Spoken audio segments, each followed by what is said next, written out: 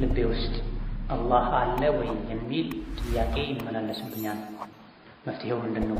ከአላህ የመራቄ ምልክት ነው። በዱዓ ማግዙኝ። ያልተገረዘ ሰው አዳን ኢቃም ማድረግ እና ሰዎችን ማሰገድ ሱና ፈርድ እንዴት ይታያል? ሽክረን። አንዲት ሴት ባሏ የነቢዩላህ ሉጥ ህዝቦች አይነትን ግንኙነት የሚገናኛት ከሆነ ከሱ ጋር መኖር አለባት ወይስ የግድ ፍቺ መጠየቅ አለባት? ብትመክረውም እምቢ ብሏል፣ በጣም ተጨንቃለች ይላል። መኮረጅና ማስኮረጅ በትምህርት ቤት እንዴት ይታያል? ሶላት በሐራም በተገዛ ልብስ ይበቃል ወይ? አፉን ሳያንቀሳቅስ ተስቢሕ ይቻላል ወይ?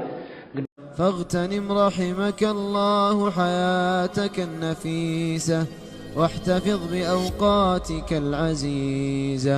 الحمد لله والصلاة والسلام على خير خلق الله محمد بن عبد الله وعلى آله وأصحابه ومن والاه. أما بعد، السلام عليكم ورحمة الله وبركاته. ዛሬ ከምናያቸው ጥያቄዎች የመጀመሪያው ልቤ ውስጥ አላህ አለ ወይ የሚል ጥያቄ ይመላለስብኛል። መፍትሄው ምንድነው? ከአላህ የመራቄ ምልክት ነው። በዱዓ ማግዙኝ። ይሄ ተፈልጎ የተፈጠረ ስሜት ካልሆነ በስተቀር አይጎዳም። የሰው ልጅ ዝም ብሎ እየተመራመረ እንዲህ አይነት ደረጃ ላይ ከደረሰ ወዶ ተቀብሎት ሁሌ ውስጡ ላይ እንዲመላለስ ከፈቀደለት አዎ ያስጠይቃል። ከአላህ የመራቅ ምልክት ሊሆን ይችላል። ካልሆነ ግን በአላህ ከማመኑ አላህን ከመፍራቱ ለህጉ ተገዥ ከመሆኑ ጋር እንደዚህ አይነት ጥያቄ መፈጠሩ ያን ያክል ችግር የለው። ችግሩ መቀጠሉ ነው። ይሄን ስሜት ፈቅዶ ውስጥ ላይ እንዲመላለስ መፍቀዱን ችግር የሚሆን ካልሆነ ግን አላህ አለ የለም አላህን ማን ፈጠረው ያለ ሸይጣን ውስጥ ላይ እንደዚህ አይነት ሐሳብ መፍጠሩ የመሸነፉ ምልክት ነው። የለም ብሎ ሊያሳምንህ አልቻለም ማለት የለም ብሎ አሳምኖ በአላህ እንድትክድ በአላህ እንድትከፍር ማድረግ አልቻለም። ግን እንድትጠራጠር ያደርግሃል። ሁሌ ከሱ ጋር ጂሃድ ላይ እንድትሆን ፈልገው ሰሐቦች እንዲህ አይነት ጥያቄ ነቢይን ጠይቀዋቸዋል። አንዳንዴ ውስጣችን ላይ የሆነ ስሜት ይሰማናል። ያን ስሜት ከመግለጽ ከሰማይ ላይ ተፈጥፍጠን ወድቀን መሞትን እንመኛለን። ከሰማይ ላይ ተፈጥፍጬ ወድቄ መሞትን እመኛለሁ። ያን ከመናገር ጥላቻን የሚገልጽ ነው። ወጀቱሙሃ አገኛችሁ። ይሄ ግልጽ የሆነ ኢማን ነው። ነብዩ ሰለላሁ ዐለይሂ ወሰለም እንደ ሌሎች ወስዶ ሸይጣን አልተጫወተብህም። ቢበዛ አንተ ላይ ማድረግ የቻለው ጥርጣሬ መፍጠር ነው። ግን ይሄን ብለው አላበቁም። ነብዩ ሰለላሁ ዐለይሂ ወሰለም አንዳቸው እንዲህ አይነት ስሜት ከተሰማው ወዲያው ይሄን አይነት ሐሳብ ውስጥ ላይ ማመላለሱን ያቁማል። ጌታዬ አላህ ነው፣ ብቸኛ ነው፣ በሱ ማንንም አላሻርክም ይበላል። ወከዛሊክ ቁል አላሁ አሐድ መቅራት፣ ወደ ግራ ትፍ ማለት፣ አዑዙ ቢላሂ ሚነሽ ሸይጣኒር ረጂም ማለት መፍትሄው። የሚከለከለው የሚጠላው አደጋ የሚሆነው መቼ ነው? ይሄን ነገር አሜን ብሎ ተቀብሎ ያመላለሱ ያን ተከትሎ ሄዶ ለማረጋገጥ የሞከሩ እጅ ከሰጡ ብቻ ነው። ከዚህ ቁል አላሁ አሐድን ደጋግሞ መቅራት፣ አዑዙ ቢላሂ ሚነሽ ሸይጣኒር ረጂም ብሎ ይሄን ሐሳብ ከውስጥ ማውጣት፣ እንዳይበዛ ሐሳብ መቀየር፣ ጓደኛ ጋር መደወል፣ ቁርአን ገልጦ መቅራት፣ ከሐሳቡ መውጣት ያስፈልጋል። ያልተገረዘ ሰው አዳን ኢቃም ማድረግ እና ሰዎችን ማሰገድ ሱና ፈርድ እንዴት ይታያል? ሽክረን። ምንም ችግር የለም። ነዓም የተወሰኑ ፉቃሃዎች ራቲብ ቋሚ ኢማም መሆኑ ይጠላል የሚል አቋም አላቸው። ያልተገረዘ ሰው ቋሚ ኢማም መሆኑ መደበኛ ኢማም መሆኑ ይጠላል፣ ንጽህናው በተወሰነ መልኩ ስለሚያጠራጥር የሚሉት አለ። ነገር ግን ሌሎች ነገሮችን በሚገባ ካወቀ፣ የንጽህናን ሸርጥ ካወቀ፣ አኽላቁ ጥሩ ከሆነ፣ የዲን ህጋትን ካወቀ ያልተገረዘ ሰው እንዴተኛውም ሰው። አንዲት ሴት ባሏ የነቢዩላህ ሉጥ ህዝቦች አይነትን ግንኙነት የሚገናኛት ከሆነ ከሱ ጋር መኖር አለባት ወይስ የግድ ፍቺ መጠየቅ አለባት? ብትመክረውም እምቢ ብሏል፣ በጣም ተጨንቃለች ይላል። አልኢማሙ ትርሚዚ ወገይሩሁ በዘገቡት ሐዲስ ነብዩ ሰለላሁ ዐለይሂ ወሰለም መን ወጀድቱሙሁ የዕመሉ ዐመለ ቀውሚ ሉጢን ፈቅቱሉ ልፋዒለ ወልመፍዑለ መዐሁ ብለዋል። ከማ ቃለ ሰለላሁ ዐለይሂ ወሰለም የሉጥ ህዝቦችን የብልግና ተግባር ግብረ ሰዶምን ሲፈጽም ያያችሁትን ሰው ግደሉት ብላ፣ እየተሰራበት ያለውን አካል ግደሉት ብላ። ሁለቱም መርጠው ፈቅደው ይሄን ካደረጉ እነዚህ ነቀርሳ ናቸው፣ ቫይረስ ናቸው፣ መጥፋት አለባቸው። ዝሙት ሲሆን ሌሎች ነገሮች ሲሆኑ ቅደም ተከተል አለ። ያገባ ነው ያላገባ ኢላ ገይር ዛሊክ ይባል። ይሄን አይነት ቆሻሻ እንስሳቱን ከሚጸየፉት ማያደርጉትን የተመሳሳይ ጾታ ግንኙነት የሚያደርግን ሰው ካገኛችሁ የሚያደርገውንም የሚደረግበትንም ግደሉት ብላ። ይሄ ወዒድ ነው፣ ማስፈራሪያ ነው፣ ከባድ ጥፋት መሆኑን ለመግለጽ ነው። ይሄን የሚያደርግ ሰው ይሄን በማድረጉ ብቻ ኒካሑ ይወርዳል አይባል። በቀጥታ ኒካህ የሚያወርደው ይሄ ነገር ሐላል ነው ብሎ ከከፈረ ሙርተድ ከሆነ ነው ኒካሑ የሚወርደው። ይሄ ወንጀል እንደሆነ ከማወቁ ጋር ይሄን ካደረገ ሚስት ከሱ ጋር ለመተኛት መፍቀድ የለባትም። አቁም ይሄን ወንጀልህን ማለት አለባት፣ መምከር አለባት። እምቢ ካላት ፍቺ መጠየቅ ትችላለች። አልፈታም ካላት ሸሪዓ ፍርድ ቤት ሄዳ ኒካህ ማስወረድ ትችላለች። ከሱ ጋር መቀጠል አትችልም። ያወቀች ከሷም ጋር ይሁን ከሌላ እንዲህ አይነት በሽታ እንዳለበት ካወቀች መፍቀድ የለባትም። ከሱ ጋር መኖርም የለባትም። ቀጥ አድርጎ ያቆማል። ካቆመ አልሐምዱሊላህ ኒካሑ በዚህ አይጎዳም። አላቆምም ካለ ግን ከሱ መሸሽ፣ ኒካሑን ማስወረድ ግዴታ ይሆንባታል። መኮረጅና ማስኮረጅ በትምህርት ቤት እንዴት ይታያል? አይቻልም። በወንጀል መተባበር ይሆናል።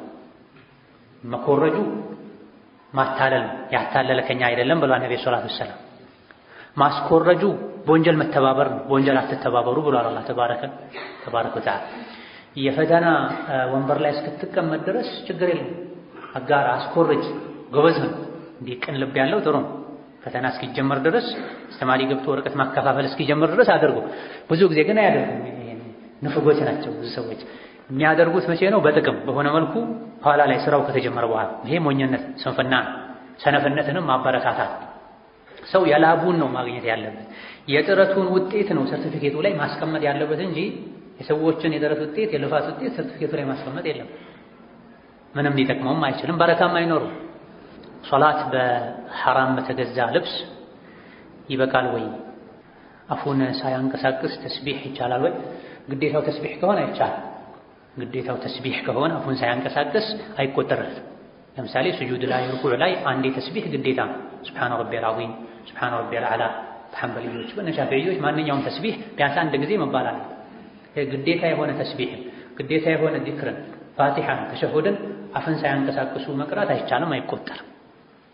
ነገር ግን ሌላ በፈቃድ የሚያደርጉት አይነት ተስቢህ ከሆነ ጠቅላላ የተፈኩር ልብን በዚክር የማንቀሳቀስ አጅር ሊያስገኝ ይችላል። ነገር ግን ሙሉ አጅር የሚገኘው ሶላት ውስጥ ምን ከሶላት ውጪ አፍን እያንቀሳቀሱ ካሉት ነው። ተስቢሁን በሐራም በተገዛ ልብስ ይበቃል ወይ? እነ ኢማም አሕመድ ኢብኑ ሐንበልዮች ዘንድ አይበቃም። ነገር ግን ሌሎች ጅምሁሮች ዘንድ ይበቃል። ያልተፈቀደ ልብስ በመልበሱ ይጠየቃል። ሁለቱ የተለያዩ ናቸው። ከሶላቱ ከራሱ ጋር ተያይዞ የተከለከለ ነገር ያደረገ ሰው ሶላቱ ይበላሻል። ከሶላት ከራሱ ጋር ቀጥታ ግንኙነት የሌለው ከሶላት ውጪም ሶላት ውስጥም ሊደረግ የሚችል የሆነ ተግባርን ሶላት ውስጥ ቢፈጽም ሶላቱን ያበላሽ፣ አጅሩን ግን ይቀንሳል ማለት ነው። ስርቆት ሶላት ውስጥም ከሶላት ውጪም የተከለከለ ነው። ከሶላት በፊት የሰረቀውን ልብስ ለብሶ ቢሰግድ ልብሱ ጠሃራ ከሆነ ወፍራም ከሆነ አውራን ሙሉ ከሰተረ ለምን በተሰረቀ ልብስ ሰገድክ ለምን ሰረክ ተብሎ እንጂ የሚጠየቀው ሶላቱ በዚህ ብቻ አይበላሽ። ነገር ግን ሶላት ውስጥ ከሶላቱ ጋር ተያይዞ የተከለከለ ነገር ያደረገ ሰው ሶላቱ ይበላሻል። ለምሳሌ ሩኩዕ ላይ ቁርአን መቅራት ተከልክሏል። ይሄን ያወቀ አንድ ሰው ያስታወሰ ሩኩዕ ላይ ቁርአን ቢቀራ ሶላቱ ይበላሻል። መሰለኝ ከሶላቱ ከራሱ ጋር የሶላቱ እምብርት የሶላቱ አካል ጋር የተያያዙ ነገሮች ሲሆኑ ይሄን ሆን ብሎ የፈጸመ ሶላቱ ይበላሻል። ከሶላት ጋር ቀጥታ ግንኙነት የሌለው ሶላት ላይ የተባለው አውራህን ሰትር ብቻ ነው የተባለው። አውራውን ሰትሮታል። የሰተረበት ነገር ግን የተፈቀደ አይደለም፣ አጅሩ ይቀንሳል። ልክ እንደዚሁ ያልተፈቀደ ቦታ ላይ መስገድ፣ ባልተፈቀደ ውሃ ውዱ ማድረግ፣ ጀናባ ማውረድም ተመሳሳይ ነው የሚሆነው። ነገር ግን ኺላፍ ስላለበት በሐራም በተገኘ ውሃ ልብስ መስገድ አይቻልም የሚሉ ስላሉ መጠንቀቁ መራቁ ደግ ነው። ሲጀምርም ሶላትን ትክክለኛ አሰጋገድ የሚሰግድ ሰው ሰርቆ አይሰግድም፣ ሰርቆ አይለብስም፣ ሰርቆ ባያደርግም። አንድን ሰው በድርጅቱ ስም ብጠራ ፋሲቅ ያስብላል ወይ? የሱ በሆነ ድርጅት ስም ሙሐመድ ከመሆኑ ጋር ስሙን ሙሐመድ ማለት ትተህ የድርጅቱን ስም መጥራት እሱ ከወደደው ችግር የለም፣ ካላፈረበት። ቃዒዳውን መያዝ እኮ ነው። ጊባ ማለት ሰዎች ላይ መሳለቅ ማለት፣ ተናቡዝ ማለት ሰዎች በሚጠሩት ስም መጥራት ነው። እሱ ከወደደው ደስ ካለው ሰዎች ዘንድ በዚህ ከታወቀ ችግር የለም፣ ከታወቀበትና ለሱ ካላሸማቀቀው። ሁለት ቡድኖችን ለማስታረቅ ስንሞክር አንደኛው አልታረቅም ካለ ተጋደለው የሚለው እንዲሞት ማድረግ ይቻላል ወይ? ጀዛኩሙላሁ ኸይረን። ላ ሁለት ቡድኖች የሚለውን በተመለከተ ልንረዳው የሚገባ ነገር አለ። ወይም ጣኢፈታኒ ሚነል ሙእሚኒን እቅተተሉ አልፊአቱል ባጊያን ነው የሚመለከተው። መሳሪያ ታጥቀው የወጡ አንጃዎችን ነው ይሄ የሚመለከተው እንጂ በግል በቤተሰብ ደረጃ በመለስተኛ የሆኑ ሰላማዊ የተጣሉ ቡድኖችን በዚህ መልኩ አይደለም። መጋደል የሚባለው መሳሪያ ይዘው የወጡ ሲሆኑ፣ መሪ ላይ ያመፁ ሲሆኑ፣ መሳሪያ ከታጠቁ ፍቱ ትጥቃችሁን፣ ውጊያውን አቁሙ ይባላል። እሺ ካሉ ወደ እርቅ ይሄዳል። እምቢ ካሉ ቀድሞውኑ ታጥቀዋል፣ ጦርነት ጀምረዋል፣ እነሱ ጋር መዋጋት ይቻላል እንጂ ሰላማዊ የሆኑ ምንም መሳሪያ ያልታጠቁ ወደ ውጊያ ያልገቡ ሰዎችን ለማስታረቅ ይሄን መጠቀም ፈጽሞ አይቻልም። ለልጅ ማጫወቻ ተብሎ አሻንጉሊት ቤት ውስጥ ማስቀመጥ እንዴት ይታያል? በመሰረቱ ምስል፣ ፎቶ የተከለከለ ነው። ከዚህ ውስጥ ግን ተነጥሎ ልጅ ማጫወቻ ወጥቷል፣ ተፈቅዷል። ነብዩ ሰለላሁ ዐለይሂ ወሰለም ቤት ሲገቡ አይሻ ጋር ክንፍ ያለው ፈረስ አዩ። ምንድነው ይሄ ሲሏቸው አይሻ ነብዩ ለአይሻ ፈረስ አላቸው። ፈረስ ክንፍ አለው እንዴ ሲሏቸው ለሱለይማን ክንፍ ያለው ፈረስ እንደነበረው አታውቅም እንዴ አሉ አይሻ ረዲየላሁ ዐንሃ። ስለዚህ የሚጫወቱበት ሉዓብ ነበራቸው፣ ለአይሻ መጫወቻ ነበር። ነብዩ ጋር ሲገቡ 9 ዓመታቸው ነበር። ልጅ እግር የሆኑ ሴቶችን ያገባችሁ የሚስቶቻችሁን ሁኔታ አወቁ።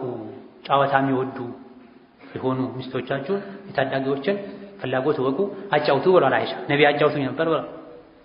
ከዚህም ከሌሎችም በመነሳት ልጅን ለማጫወት ከሆነ ይቻላል። ነገር ግን በተቻለ ያክል አደብ የተሞላበት መሆን አለበት። ፈረንጆች የሚሰሩት አይነቱ የተገላለጠ መጥፎን ነገር የሚያስተምር አሻንጉሊት አታምጣ።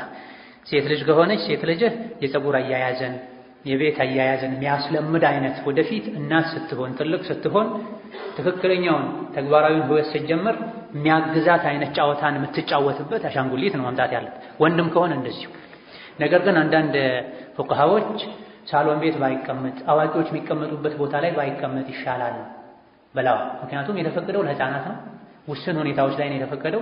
ልጆች የሚጫወቱበት ሰዓት ላይ ይውጣ ይጫወቱ፣ ጨዋታው ሲያልቅ ልጆች ክፍል ይቀመጥ፣ መላኢካ እንዳይገባ ሊያደርግ ይችላል፣ ከአዋቂዎች ጋር ግንኙነት የለውም ብለዋል። ነገር ግን ብዙሃኑ እስከተፈቀደ ድረስ መላኢካ መግባት ይከለክላል ወዘት የተባለውን ነገር እዚህ ላይ አለ ማለት አንችልም። ተፈቅዷል፣ መዘዝ ሳያስከትል ነው የተፈቀደው።